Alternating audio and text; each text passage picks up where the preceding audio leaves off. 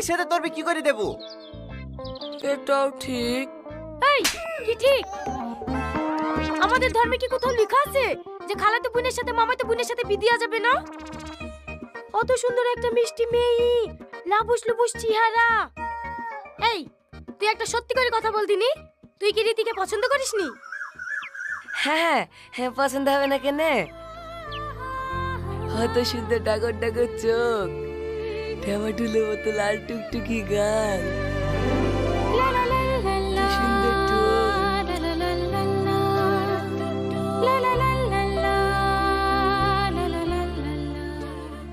আমার খুব পছন্দ।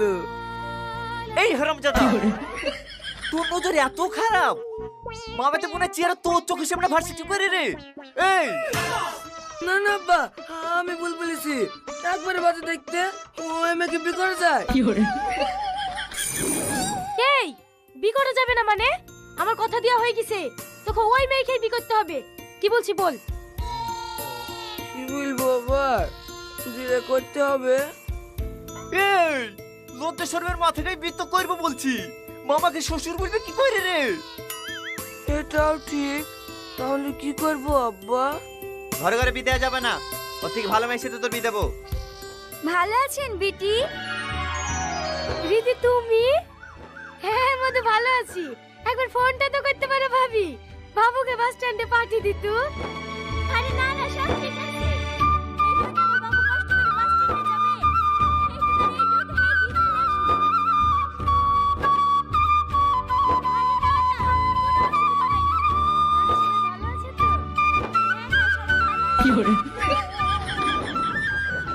না আসলে তুই আমার ছেলে না, এই পুরো বাচ্চা। কি হলো আব্বা? ওইভাবে কি দেখছি? এমনি। শোন, ওই মেয়ের পাশে যে তোকে ঘেঁষতে দেখি না, তাহলে কিন্তু আমি তোকে তেজ্য পুত্র করবো। আর না না আব্বা। হ্যাঁ, কথাটা যেন মাথায় থাকে। এদালে ধর। দেখো দিদি, এত কিছু নিয়ে আসার আবার কি দরকার? আসো ভাবি আসো, ঘরে উঠে ফ্যানের তলে বসো। ভালো আছেন ভাই? হ্যাঁ আসি। ভালো আছেন জামাই? ভালো আর থাকতে দিল কই? কি? হো কিছু না, ভালো আছি। যাও ঘরে উঠি বসো গা।